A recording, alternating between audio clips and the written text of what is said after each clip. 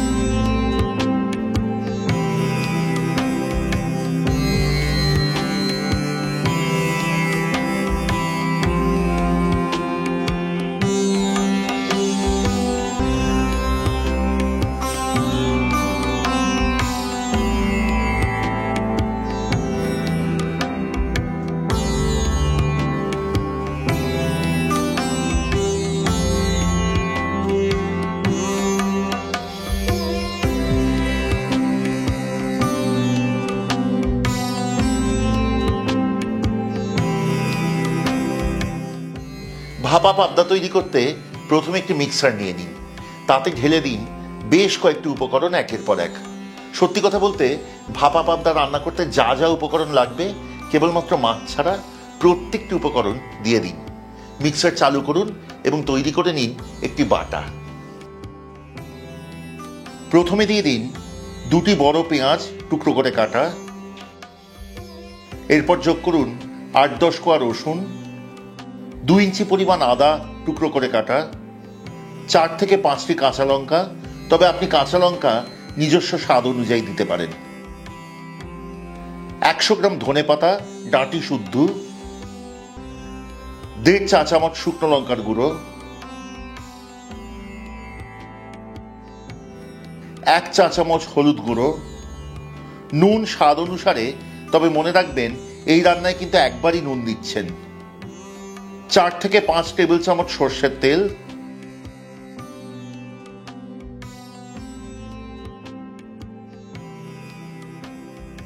এবং সবশেষে 1.5 কাপ পরিমাণ জল।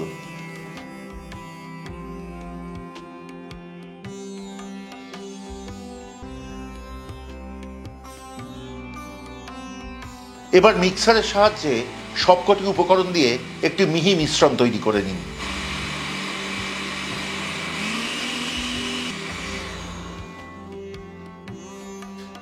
এবার একটি চওড়া ছড়ানো পাত্রে সাজিয়ে রাখুন মাছগুলি। তার উপর দিয়ে ঢেলে দিন এই মিশ্রণটুকু। একবার দুবার মাছ এপিট ওপিট করে এইটুকু দেখে দিন যেন মিশ্রণটি মাছের সারা গায়ে লেগে যায়। তারপর মাছ বসান আঁচে। প্রথমে আঁচ একদম চড়া রাখবেন। যেই ফুটতে আরম্ভ করবে তখন আঁচ মাঝারির থেকেও কমে নামিয়ে এনে রান্নাটি ঢাকা দিন।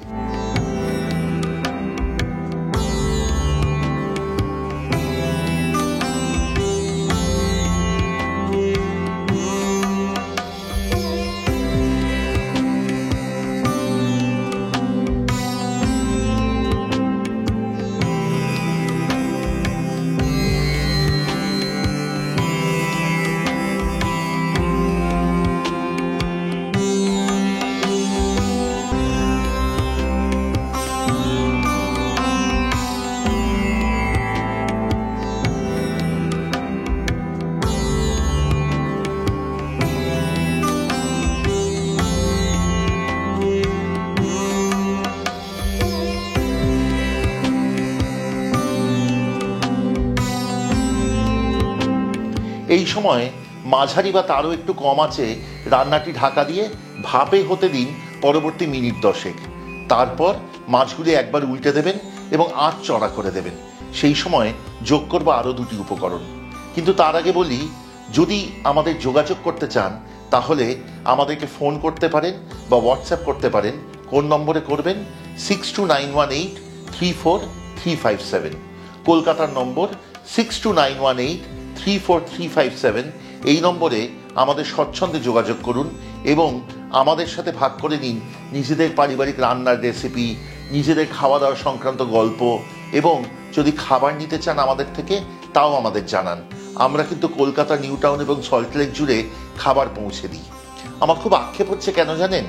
কারণ মিনিট 5 ভেতরে এই রান্নাটির যে অপূর্ব সুবাস বেরিয়েছে তা আমি আপনাদের কাছে পৌঁছতে পারছি না।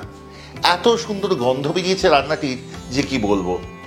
এত সহজে এই রান্নাটি যদি ভালো লাগে তাহলে অবশ্যই শেয়ার করতে ভুলবেন না কিন্তু, এবং সবকটি দেখতে বলবেন চটজলদি সিরিজের রান্না। যারা প্রবাসে আছে অথবা যারা কর্মরত, যাদের সময়ের অভাব তেমন মানুষগুলিকে, নিজেদের প্রিয়জনদের কিন্তু এইসব রান্নাগুলি সত্যি খুব কাজে লাগবে, কথা দিলাম। যদি ভালো লাগে সাবস্ক্রাইব করে সঙ্গে থাকবেন, খুব আনন্দ পাবো। এবং যদি মনে হয় এই সব রান্নার নোটিফিকেশন প্রথম পৌঁছবে আপনাদের কাছে, তাহলে অবশ্যই বেল আইকনটি টিপে দিতে ভুলবেন না।